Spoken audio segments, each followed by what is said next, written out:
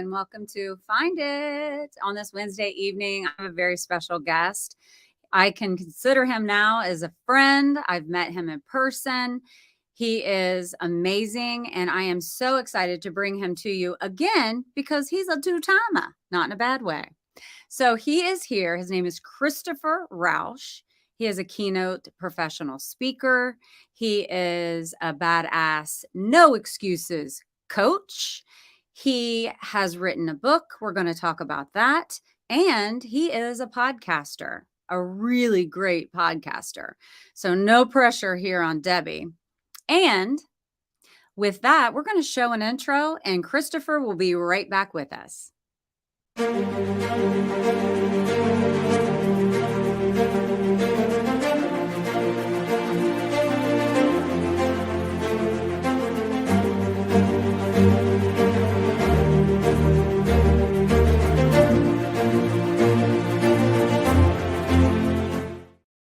Christopher, how you doing? I'm doing awesome, beautiful. How are you doing? It's so great to be here with you. Oh, I'm doing great. I'm doing great. You guys, you don't know, but just a few minutes ago, we were having some technical difficulty and the link wasn't opening for Christopher. And about 20 seconds before the show went live, we figured it out and he got here. So here we are. I don't know. You hear people talk about the Mercury retrograde causing technical issues. So if you take that with the fact that I'm not a real great technical person anyway, that's a disaster. That's had your butt puckering, huh? Exactly. That's all right. I've had so many technical difficulties on my shows. I've just learned to roll with it. It is what it is, and you just figure it out. You find it. Gosh. You find the answer. You find the calm in the storm. But yeah, that was like I was clicking on, and it was like, it'll be fine. It'll be fine. Tom. Hi, Tom. How you doing? What's Hello, rock stars. We love the way you're talking.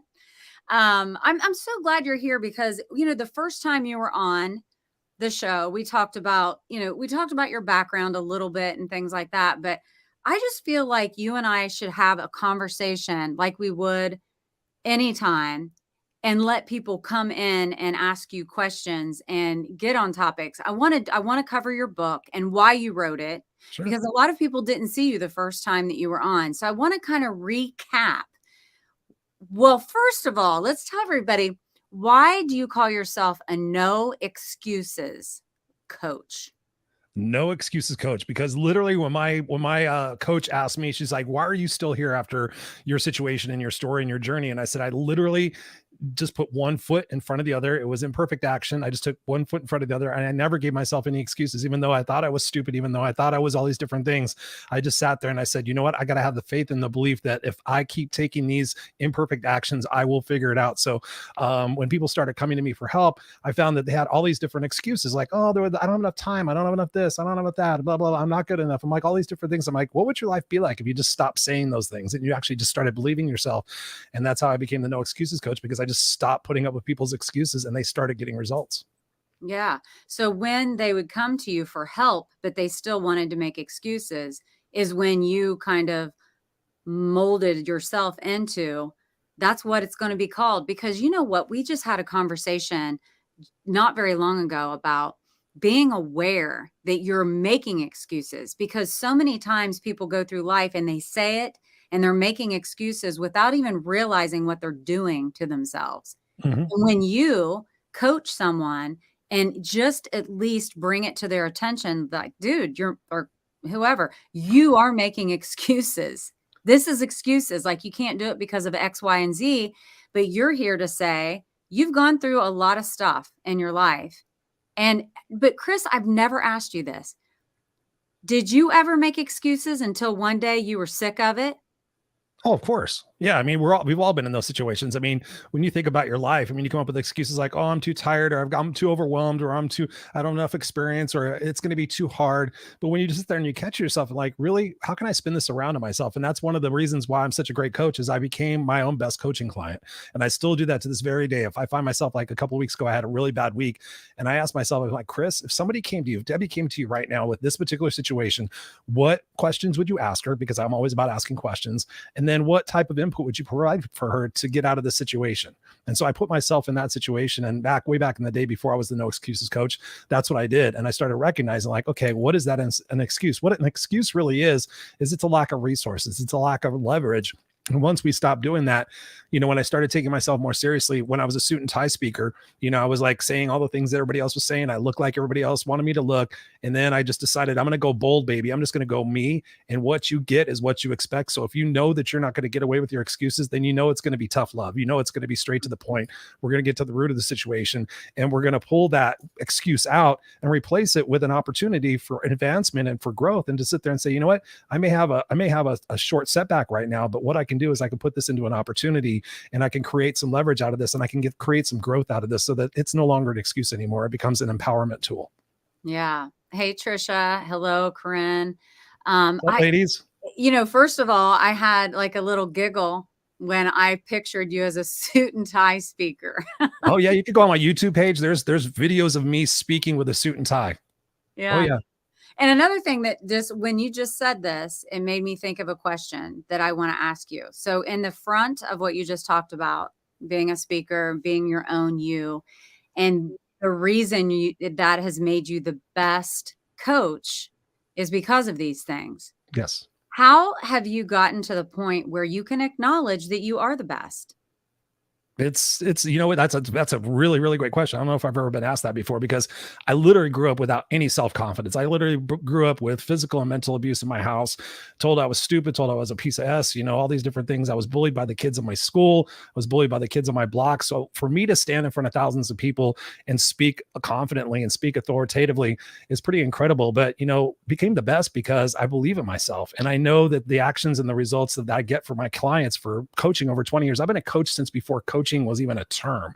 I did it just out of the goodness of my heart because I wanted to help people. I would find people coming into my office in corporate, and they would sit there and ask me a corporate question, and then 45 minutes would leave going, oh my God, I can't believe I just told you that. You should be a therapist. You should be a psychologist. And I'm like, I don't want to do all that stuff. I checked into it. It was too much schoolwork. And then all of a sudden this thing like a coach came out, and I was like, oh, I can help coach people. I can mentor people. I can guide people. And so I originally called myself a professional best friend. So like when you think about it, if you have a best friend and you go to your best friend, like, hey, what do you think I should do? Do you think I should leave my husband? And no, you should stay and be miserable. And like, no, you should leave your husband. No, you should leave your job.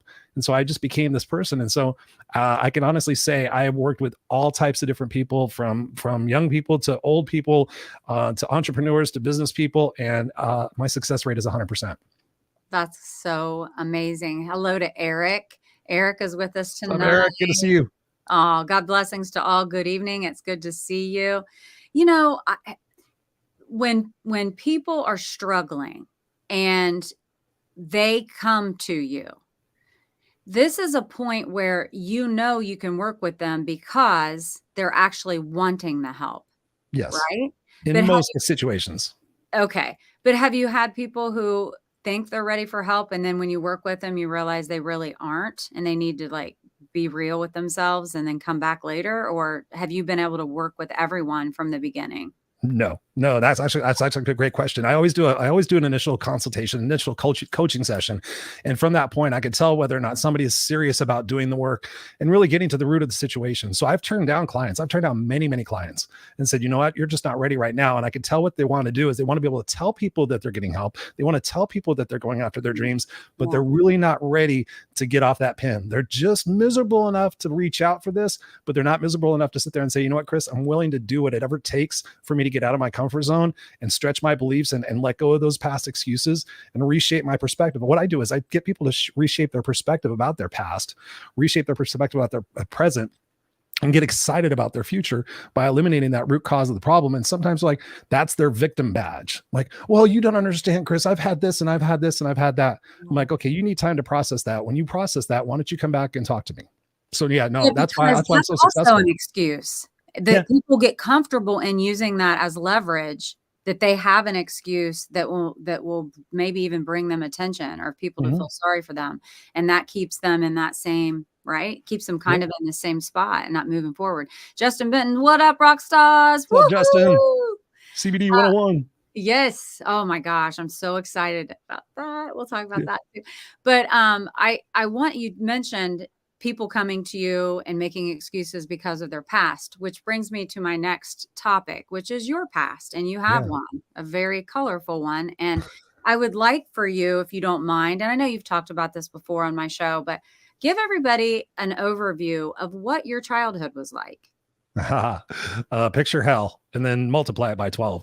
No, actually, you know, in seriousness, my childhood was what it was. And I'm actually, what I was about to tell you, I'm grateful for all of it because it helped me become the person I am today. It's a beautiful little picture of me. Thank you for putting that, Lynn.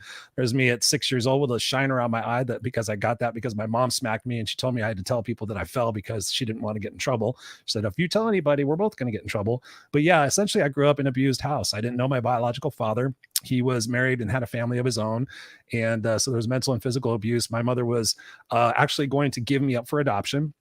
And I think she was going to she was trying to keep me to use me as leverage to be able to get this guy to leave his wife. And then so she was going to place me for adoption. And that's why the book, it's called It's Just You and Me, Kid, because I said, why didn't you give me up for adoption? And she said, well, I just looked at you and I just decided it's just you and me, kid. And she was already on welfare and food stamps and living in a cockroach infested place in South Central Los Angeles here in Southern California. And for those ensuing years, it was a lot of abandonment. It was a lot of scarcity, a lot of hungry nights and things of that nature, a lot of abuse, like I said before. And then at the age of 13, when I was in the 7th grade, I started doing drugs. I started fighting. I started skipping school, and actually I got expelled. And when I got expelled, I went home and I was about to tell my mom, and she had the news to tell me that we were getting evicted from our house. And so at that time, I became that 7th grade homeless dropout. And because of my mom being the crazy cat lady with 30 cats in the house and 4 dogs, most people don't know this. They hear about the 18 cats in the car. Like, oh my God, there was 18 cats in the car because that's how many we caught. But we had 30 cats in the house. We had 4 dogs. And because she would not get rid of them, we wound up living in the car for the next 4 years with 18 cats and 4 dogs and my mother's various psychological disorders. And over those period of 4 years, I hit rock bottom many, many times. I tried to kill myself twice. Unfortunately, I sucked at it. And it wasn't literally until a guy put a gun to my head because he thought I was racist because I went and buy a stolen carton of cigarettes from him, but I just didn't smoke that kind of cigarette. He thought I smoked Marlboro Reds because I was a white guy with long hair. I actually smoked cool menthols, which, if you know, all my black friends smoked Newport menthols, Benson and Hedges menthols, or Cools. And I went to reach in my back pocket to show this guy because he was black. And I was like, dude, I don't smoke those cigarettes. And I reached in and he put a gun to my head. And I said, if you're going to pull one on him, maybe. Yeah, exactly. Well, yeah, that's what it was. He had just been freshly out of prison for attempted manslaughter. I found this out later. And I told him, I said, if you're going to pull the effing trigger, pull it. And honestly, Debbie, I swear to God, I write this in the book. I thought I was going to die. I thought I'm not going to feel a thing. And then my mom's going to realize just how much she needed me and just how much I was loved and just how much I missed. And fortunately, a guy named Will came running out of this place and he was like, no, dude, him and his moms are cool. And I got to that point where I had to realize, like, I'm going to get out of this situation in one of 3 ways: in a pine box, in a cop car, or I'm going to have to stand up and take responsibility for my life at 17 years old. I was doing drugs. I was drinking. I was working 3 jobs, just barely keeping us in this very, very, very crappy motel. And because of all of that, it helped me become the person I am today. I don't look at it as a victim status. I looked at it. It was all preparing me. I always tell people this: everything that's happened in your past and everything that's happening right now is preparing you for what's next. But so oftentimes we're spending all that time in the past. Like, if it wasn't for my mom, if it wasn't for my brother, if it wasn't for my ex-husband, if it wasn't for the president, if it wasn't for the vaccine, if it wasn't for this, then I would be this.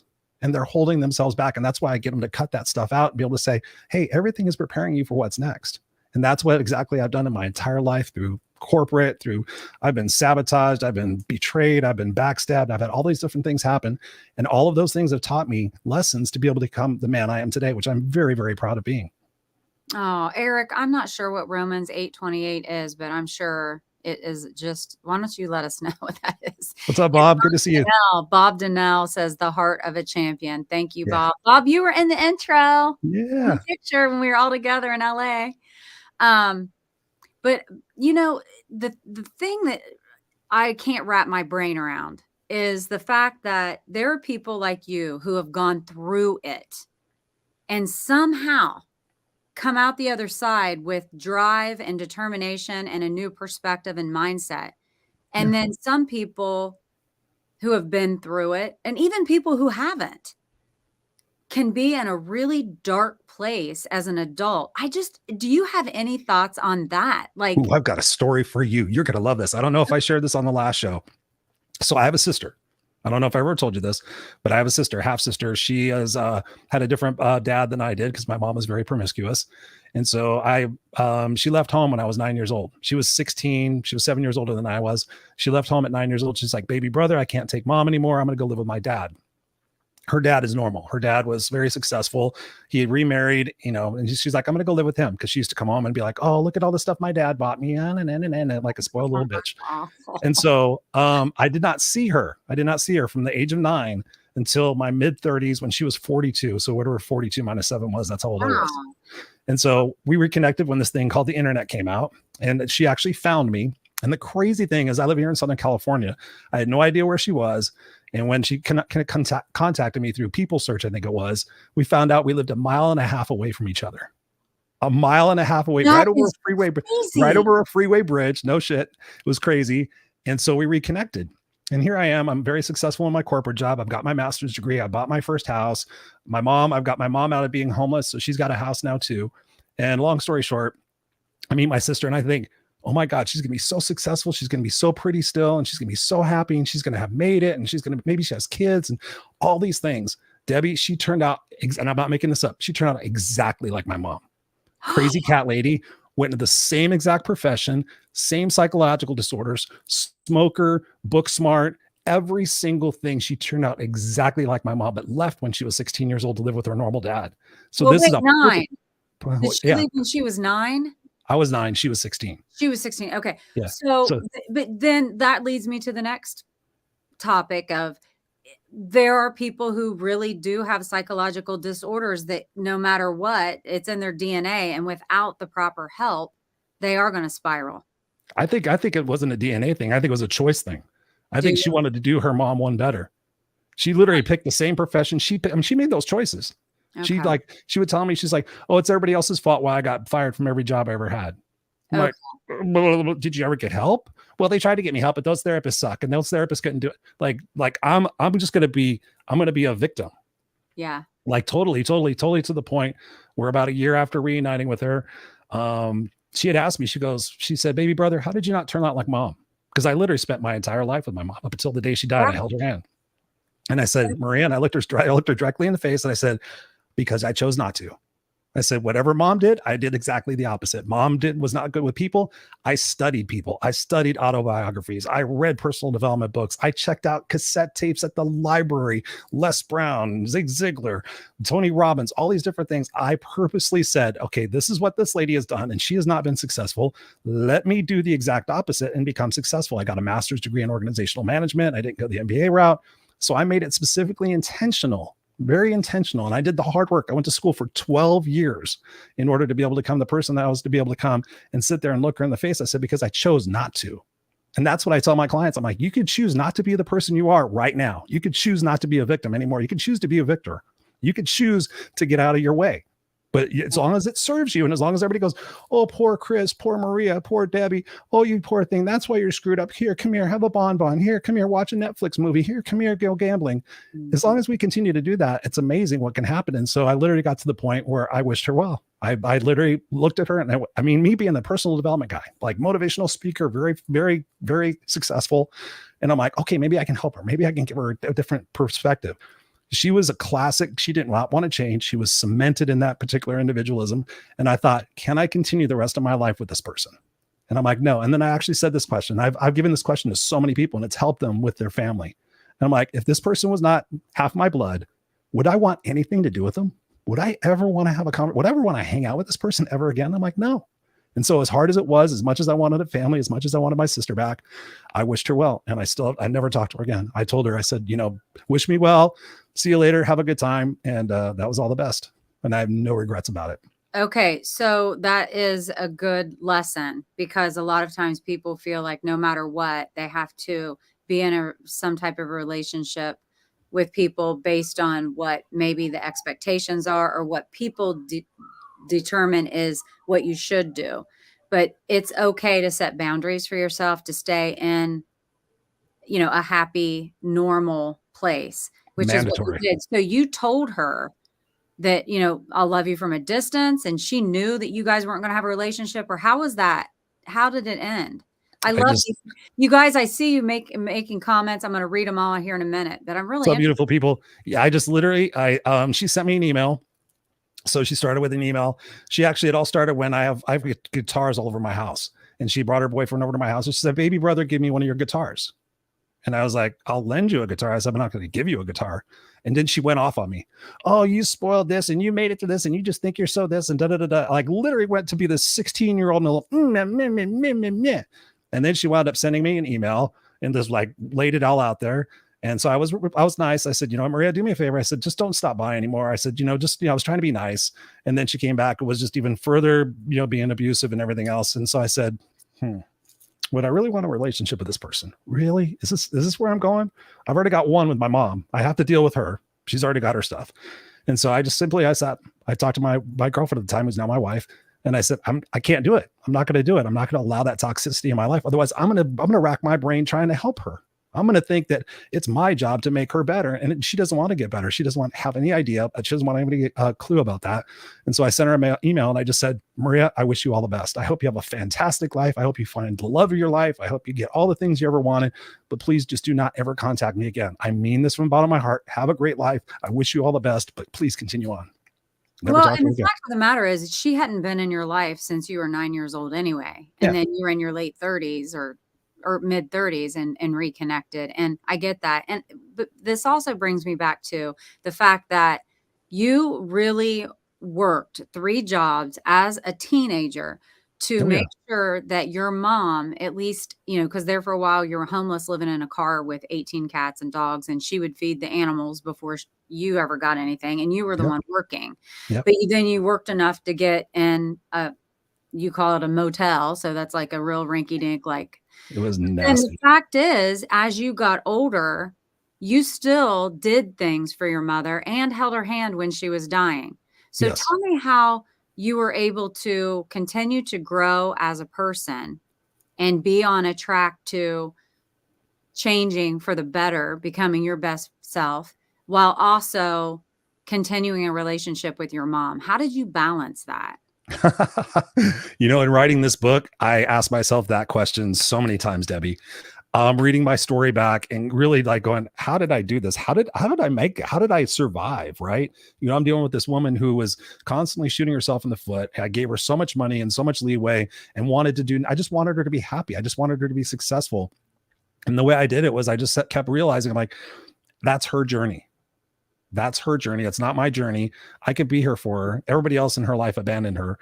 And so I had to allow her to have her journey and be there as a support person. I didn't let her take advantage of me all the time, but it just literally got to a point where I just decided, like, this is her life. This is who she's going to be.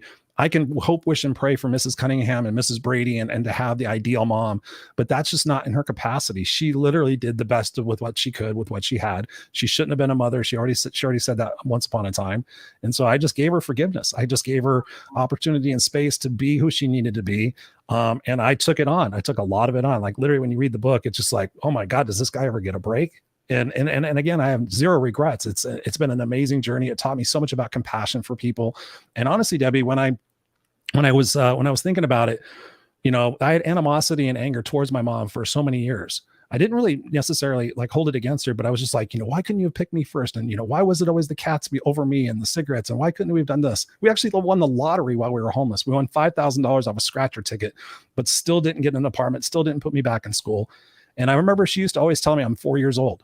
I'm 4 years old. I'm like, what if, you're not 4 years old. You're a 40-year-old woman. Start acting like it. Like, geez, how can I be so much smarter and so much more educated when you sit there and say how brilliant you are? And I sat there and said, 4 years old. What happened at 4 years old? I stopped thinking about me. I put myself in her position. I'm like, why does she keep saying 4 years old? I mean, she was brilliant. Like, she was literally a doctor and never went to school. She talked to doctors and they said, where did you go to medical school? That's how smart she was. And at that 4 years old, her parents got divorced. Well, what would divorce be like for a 4-year-old girl back in 1947, right? To parents who are in their 20s with the Great Recession, Depression, World Wars and all this different stuff going on. What would it have been like for her to be that person? And then I started putting myself in her shoes and I'm like, if I had gone through all the different things that she had gone through in her life, the divorce, graduating high school at 15 years old, going off to college, meeting men, the 60s, and free love and drugs and promiscuity and everything else. Might I be like her? And so it literally relieved me. I was like, yeah, I would have been like her. I tried to fight it inside, Deb. I was like, there's no way I could have been like her because I would have been smarter. But being with her, being in her brain and everything else, I gave her that release. And I was like, you know what? I'm not going to expect, this miracle mom anymore. She loves me. I know she loves me. I know she's proud of me. And I know we're a team and we're going to stick it out together until the end. Wow. Oh my gosh. I have so many emotions about this and I don't even know which one to say first. Yeah, no. The one that really comes to my mind is when you got to the point where you said into yourself that she can't be Carol Brady because that's not in her. Yeah. And you accepted that she was on a journey in her own life. And had you had what she did, maybe you perhaps would have thought or behaved the same way. All of these things come to my mind because what I'm thinking is how much help this is going to give other people listening that may have someone that they love in their life who they feel like, why don't you love me like you should? And instead of thinking of it that way, you need to understand they're loving me as much as they can and what they know. And it's for you to get to that point after everything that you'd gone through and then still have a relationship with her, but you didn't let her take full advantage of you anymore. And you set boundaries for yourself because you understood what was happening. Yeah. So, and if she always had mental health issues, perhaps at 4 years old, a divorce would maybe affect her differently and more traumatized by it than maybe another 4-year-old that doesn't have those problems. So I just think that is, I got to make a clip out of what you just said, because everything that you have, that you offer is always extremely helpful, but something about everything you just said about being able to love someone also from a distance, also understanding that the love that you feel like you need, sometimes you're not going to get, but you have to understand they're giving you what they can. That's all really good, Christopher. I love that. Thank you. Yeah. And it's true. I mean, it really is true. I mean, what shapes us is that conditioning period that happens between 0 and 5. That period of time, that really shapes our beliefs, and our beliefs shapes our attitudes, and our attitudes shape our actions. And that whole vicious cycle continues until we break it. And that's what I do as a coach, is I get people to break that mindset belief, to sit there and say, how can you see that situation differently? I do it all the time. I'll talk to somebody and I'm like, tell me about a time between 0 and 5 or 0 and 7, depends on the individual. Tell me about a time that really shaped your belief about your self-confidence. Oh, I remember this time where I really went for band practice and I was so excited, and I practiced and I practiced and I failed, and my parents, ostracized for me, and my sister was always really great at it, and I just felt inferior for the rest of my life. I just always lived in that shadow. I'm like, what would it feel like to reshape that? What would it feel like to be able to see that from a different perspective, that just wasn't your jam? And that all this time you've been focusing on trying to make that your jam when all these other things could be your jam. What would it feel like to be able to let that go? True, when you're so tunnel vision on what maybe someone else expects you to be. Oh yeah. Or something you try and you're not great at it, and then you just say, I suck. But there's something else that you can't give up and just keep trying. Let's Lynn, put some of these comments up so I can read them out loud. I appreciate beautiful people. Thank you for being here. Yeah. I know Tara said forgive and let go. And Robert said, I've observed some saying, how can he be like this with all those rumors out there? Answer, what others think of me is none of my business. What I think about me is my business. Amen. Amen to that. I hope your enterprise is serving you well. It's demonstrating how to flow empathy for others. 4 years old, that might have been the time I tried to make pancakes without a frying pan on the gas stove. Robert. But I saw, and Tom Genn, he wrote, show this. Change comes from recognizing what you don't want versus what you want. Yeah. Yep. Good, Tom. Yeah. So many people don't know what they want. I don't know what I want, Chris. I'm like, well, tell me what you don't want. Well, I don't want to end up old and alone and poor. I'm like, okay, so what you want to do is you want a relationship, you want to be financially successful, and you want to have a good spiritual core then. Is that what I'm hearing you say? Yeah. Okay. What are the couple of things that we can do right away that would start getting you on that path? Yeah. And so people just start taking that imperfect action because, again, it goes back to that, oh, I always suck. Like I tell people to eliminate 2 words from their vocabulary, always and never. Because when you use them against somebody or when you use them against yourself, guess what you do? You close yourself off. I always suck. I never find a relationship. I always get fired from my job. I always, blah, blah, blah. And then what happens is you go back into your safety and certainty mode because we do things for 2 reasons, to avoid pain or to gain pleasure. And so if we go into certainty mode, as long as I do these things, then I'll be okay. But if I step outside my comfort zone, then Debbie may say something, or Chris may say something, or my boss may say something, or my sister might say something. Then we sit there and we get, oh my God, so our sense of security, our sense of self-confidence isn't based on the fact of what it is that we don't do. It's going and taking that imperfect action and saying, hey, listen, I'm going to jump. And there's a great video out there. It's by Steve Harvey, the comedian, talk show host, Family Feud. It's 1 minute and 35 seconds. It's on YouTube. It's him in a parking garage, and the video is called Jump. And I've seen thousands of hours of videos. I've studied everything. That video for 1 minute and 35 seconds, he talks about the fact that we're often looking at everybody else like, oh, look at Chris, he's doing that. He's on stage and he's doing that. Look at that person. Look at that person. Those people jumped. And when they jumped, their parachute didn't open. Their back got scraped up. They got dinged up. But guess what? Eventually their parachute opened. But for those people who never jump, their parachute never opens. And what they do is they get to the end of their life, which is so eloquently stated in the book, The 5 Regrets of the Dying, which I know Tara was just quoting the other day. It's sitting right behind me. The 5 Regrets of the Dying was a book written by a hospice nurse that said the number 1 regret of the dying was that people lived the life they thought they were supposed to live, and they never lived the life they truly wanted to live. So imagine being on your deathbed, looking back and going, man, I didn't become an architect because my dad wanted me to become a plumber. I didn't do this because my ex-husband was so insecure that I spent 25 years raising the kids and I didn't have an identity, so I drank myself to death. Blah, blah, blah. Story after story after story. Our life is to be lived right now. There's no guarantee for tomorrow. So when you sit there and you think about it, like not only jump, like run and jump. Like if you know you're in a relationship that you're not happy in, if you know it, then get out of it. Is it going to be hard? Is it going to suck? Yes, it's going to be terrible. But 3 years down the road, you might meet the person of your life and look back and go, wow, I'm so grateful that I went through that experience because now I get to be the person I deserve to be as opposed to the person that everybody else wants me to be. That's incredible. I want to mention something else too. When we were talking about being a parent and what your mom couldn't provide for you, but you still found the beauty in what you could, right? With her. You guys, I got to tell you, Christopher is an amazing father. You have a son and he is precious, and you gloat over him and just give him all the love. And Len just put the book up, and this is really important for me to share because it's going to be released the first of the year. Is this accurate? Yes. And as Chris was talking about his life earlier, he mentioned that his mother had said, it's just you and me, kid. And so that's what the book is called. And it is a story of, it says, the true story of a mother and a son's survival on the streets of California. And you'll learn a lot more about Christopher, and then you'll be even more amazed that he is the amazing human being in front of us. You'll be like, how did you do it? And the fact, was it cathartic or energy sucking writing that book?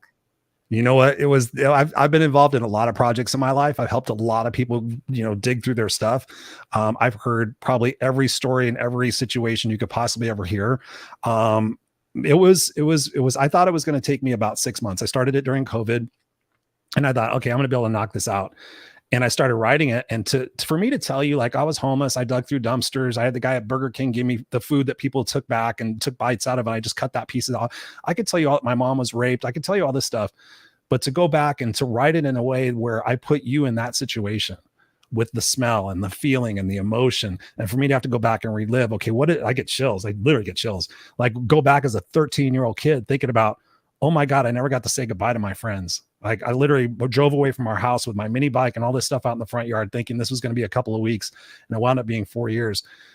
To go back and get into that detail was very emotional for me because I had to go relive it again and again, especially when I read it for the first time. Like I said, okay, I'm going to give it a read through and see how it all comes together.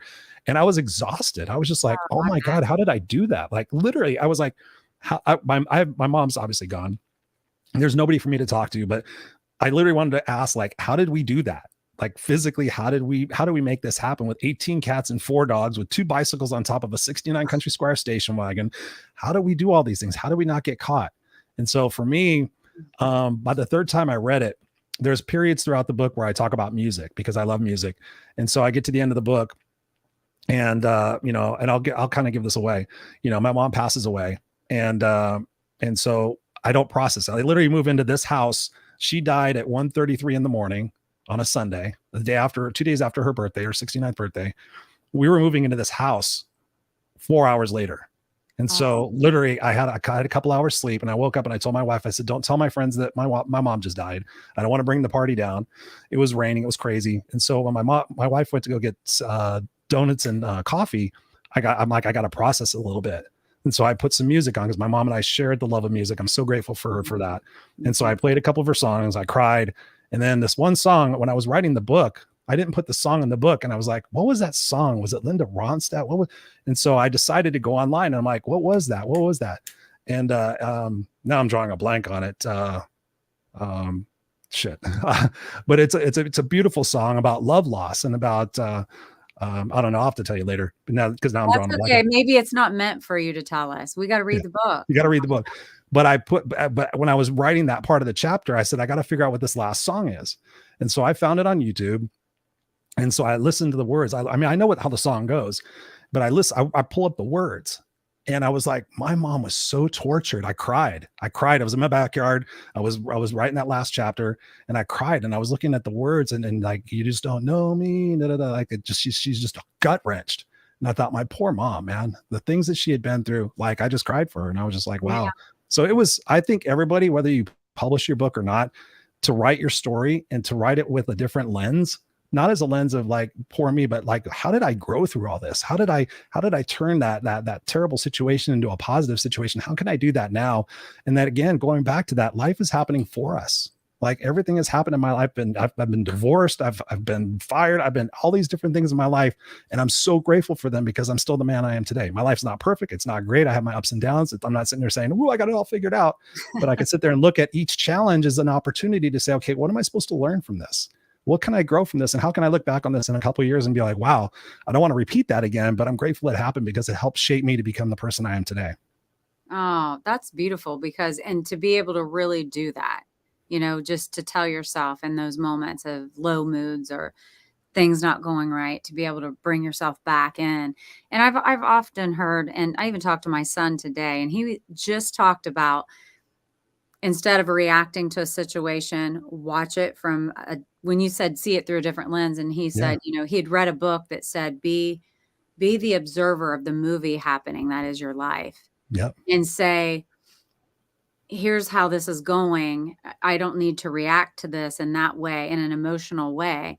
And if when you watch a movie and there's a villain, you don't really hate the actor. You don't like the villain, but you're watching your life play out from above, kind of like, if that makes sense. So when you said see something through a different lens, it's hard to do that sometimes when you're emotionally invested in something and you're having those feelings.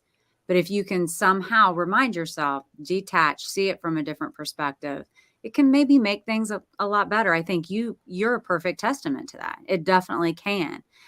Glenda says, working 12-step programs, how grown? I'm not sure. Do you have a program that Glenda has been a part of or no? No. I think she might be talking about a 12-step program. But yeah, okay. I mean, you just got to work the program. There's two great books I want to refer people to that I recently read in the last couple of years. They're both by Robert Singer, The Surrender Experiment and The Untethered Soul. And they're both amazing books for what your son was talking about. And so oftentimes we think we're in the minutia. We think we are the minutia. And what he talks about there is like, sit back in the seat of the observer. Like, we are not our emotions. We are able to sit back and go, how can I look at this objectively and see this from a different perspective? And I love that, because that's what I teach in my coaching program is like, instead of reacting to something emotionally based on a situation that's happened 20 or 30 years ago, 10 years ago, 5 years ago, how about what is it that I can do to respond to this so that by doing so, I change the trajectory of what it is that I've repeated over and over so many times before. Right? Yeah. How can I sit there and seek first to understand? And that's what I teach people is like, instead of wanting to be understood all the time, just ask the person. So Delby, tell me more about that. I really don't understand where you're coming from. I'd really like to know what the root cause of this is so we can work this out. and be able to be sincere about that and sit there and take it not as a chink against us, but sit there and say, what can we learn from this and how can we grow from this so that that trigger doesn't no longer have any control over me. Oh yeah.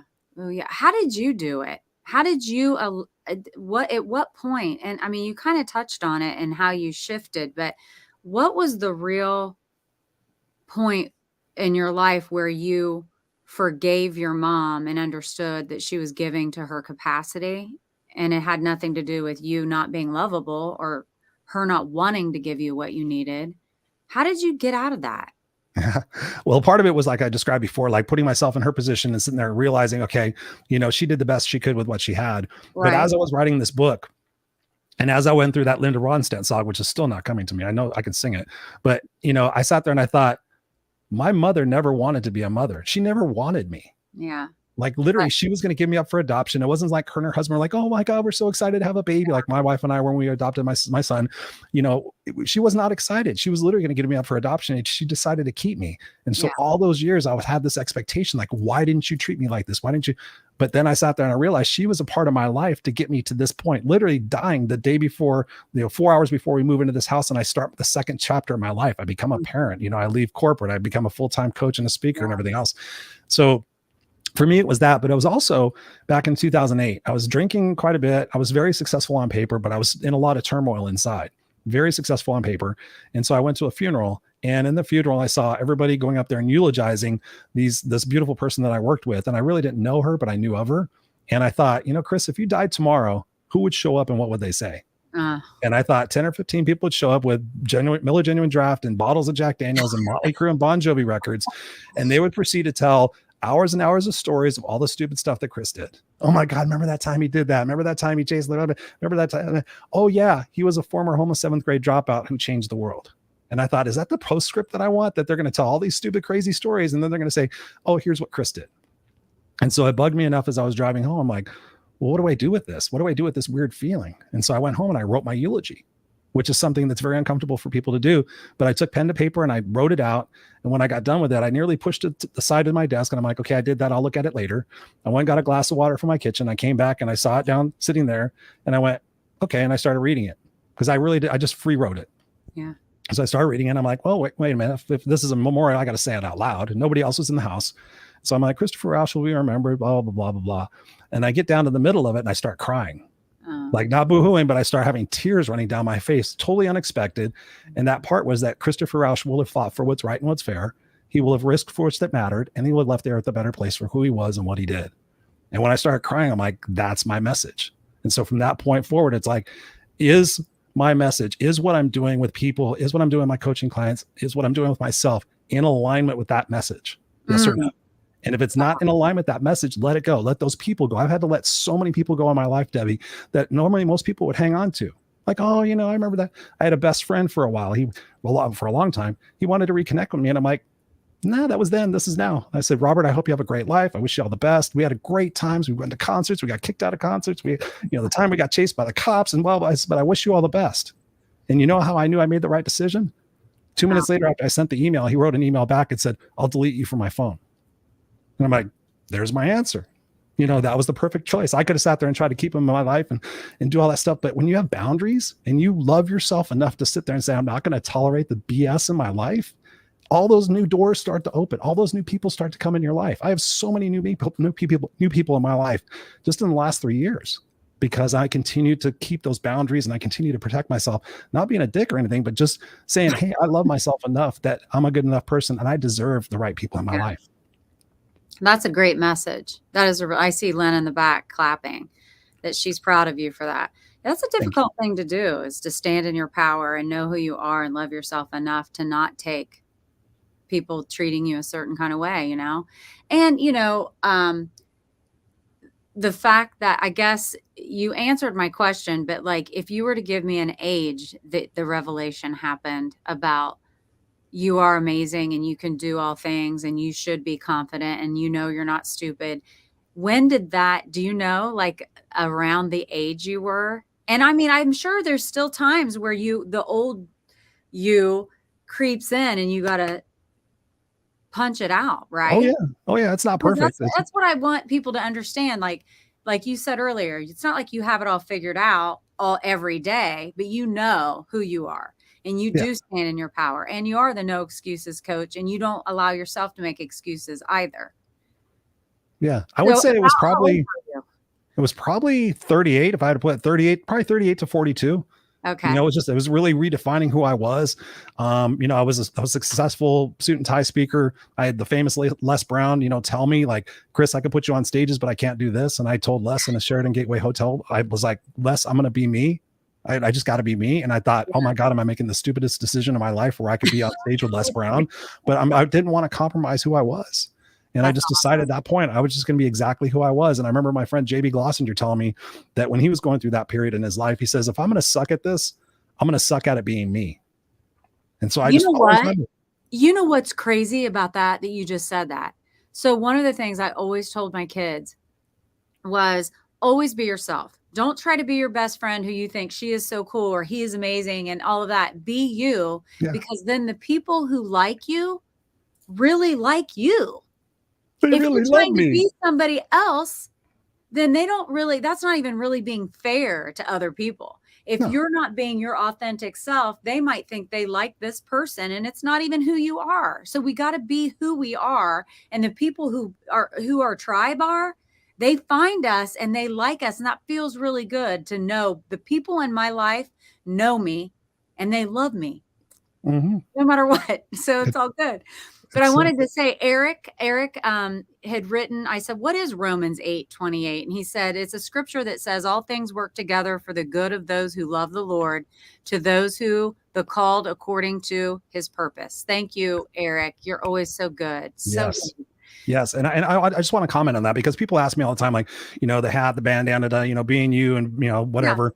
Yeah. And I figured it out pretty early on that if I could do whatever Debbie wanted me to do and I could exceed your expectations, I could get the validation, I could get the girlfriend, I could get the promotion. I had 7 promotions in 9 years of my job because I figured out, okay, what do I got to do to make all these people happy? Who do I need to become for this person? Who do I need to become for that person? Do I need to be the smartass with this guy and the polished person with this person? Yeah. And I just realized at the end of the day, do I want to be remembered for that? Do I want somebody coming to my funeral and like having 7 different versions of who Chris is? Oh, And that's when some true. of these, I think Bob was back there in those days. That's when I joined a mastermind and I got around people and said, no, Chris, you need to be you. You just really, at the end of the day, you want to be able to put your head on the pillow and go, I'm just being me. I'm just me being me. Your vibe attracts your tribe. I got so many people out there who love what I do and love what I say because I'm being real. I'm being honest. I say warts and all, whatever, we got to be our unique selves because to your point, if we're not being who we are and the other person isn't being who they are, we're wasting time. But when you have people that like my friend Walt, I answer the phone, what's up, fucker? And he just laughs his ass off. He's just like, man, he goes, I just dig that. Same thing with Tara. It's pretty amazing when you just start doing what you need to do. And it's scary. It's scary. It was scary for me to come out and be the no excuses coach. It was scary because I literally had 2 Facebook profiles for years. I don't tell the story very often. I had good Chris who didn't swear. And then I had bad Chris, and I created both profiles. I created the bad one after. You had an alter ego. I had an alter ego. And then both of them were gaining friends at the same time. And I thought, oh my God. And I would ask people like, what if I started swearing? They're like, oh, well, I don't think swearing's intellectual and all this other stuff. And so finally I deleted the good Chris and I just kept the real Chris. And so at the end of the day, I'll be remembered for who I am. They'll be like, oh my God, he talks too fast and blah, blah, blah, he swears and da, da, da, da. But at the end of the day, I'm just being who I am. Yeah, and but that's such a great feel. That it is. And I think we all want to have authentic Christopher for sure. And so I appreciate who you are. You talk fast, you get a lot in. You get a lot in a short amount of time. I'm excited. And I remember the song. It's something like, I think it's called A Long Time, or it's gonna hurt a long, long time. What I think, Len, did you see that Eric also said, I think it's the song, what was it? Yeah, I saw it in there. It's something like, it's a long, long time and I'm gonna love you till the end of time. Really shake my mind. And I think I'm gonna love you a long, long time. That the lyrics to that song are heartbreaking. And I just thought my mom loved that song and she would sing it with such passion. And I had so much emotional energy for her in that moment. I'm like, wow, she was really tortured. Yeah. And I won't be tortured. No. And I love that you're not, and that you're sharing your story that will help other people. I'm telling you, you're brilliant with that. And then There was a couple of other things I wanted to ask you, but I want to get back onto the book because I want people to understand they can follow you on social media platforms under Christopher Rausch. And it's the real Chris. It's not the alter ego Yeah, people. yeah. They can And Google so No Excuses Coach and find me all over no the place. excuses, coach. It'll all pop up. But how do they get the book? It's not released yet. No. So it'll be released like in January. Am I right? I'm figuring January, February. Yeah, it was supposed to be this fall, but it got to a point with the editor and they had some backlog, and I just really want to do such a great job with it that I just Sure. decided rather than trying to push it and get it out and not be the best, let's just wait. And I really wanted it out this fall, so we're going to push it out until 2024. But if they just go to itsjustyoundmekid.com, there's a place where they can put their name and their email, and they get a bunch of extras to help me make it a bestseller. And it kind of gives a synopsis of the book. I'll probably put some more stuff on there. Literally, I wrote 190,000 words, and I've had to cut it. I literally have to cut it again because they want it to be 80 to about 70 to 80,000 words. So all of the stories I'm going to cut out of there, I'm going to share with people. So the people that help me make it a bestseller, I'm going to do like a live Q&A, and I'm going to share some of the other stories in there. I'm going to let them have me ask questions like, whatever happened with this? And, like you read a book and you're like, well, where did this person go? And, all these different things. So yeah, if they just go to itsjustyoundmekid.com, they can sit there and they can put in their name. If we go to, did you just say that? Can you pre-order this? Not pre-order it, but you put your name and your email on there. And then once it comes out, I'm going to send out an email to all those people and say, the link is here, go order it and have a great day. And then, so then if take you care of go those people. to It's Just You and Me Kid and put your information in, you will get an email when it's available. So I'm excited about it. I'm so proud of you that Thank you you. did that. And I know it had to have been exhausting. Like you said, I can't even imagine putting all those feelings and smells and emotion into that and reliving it for sure. But I always end every podcast with the same question. And so I'm going to ask you again how you want to end this with in life, what have you found that you can share with us to help inspire us to find it too? Just be truthful with yourself. I mean, so many times we're lying to ourselves and we're hoping, wishing, and praying that someday something's going to change. Just get real and honest with yourself. Am I happy? Yes or no? No, I'm not happy. Am I happy in my relationship? No.